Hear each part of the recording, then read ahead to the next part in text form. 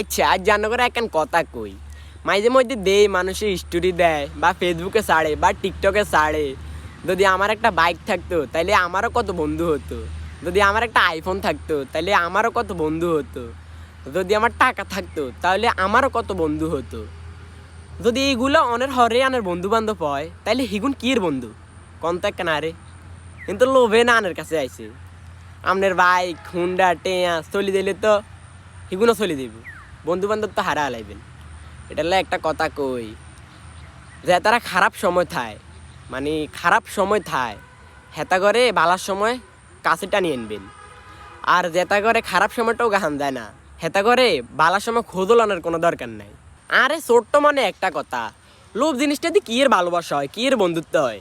ভালোবাসা বন্ধুত্ব এগুলো হইতে হইব নিঃস্বার্থে, এটার মধ্যে কোনো স্বার্থ থাকতে হইতো না। আর আমরা এমনি কারোর লগে এগুলোর লাই আঁড়ি না।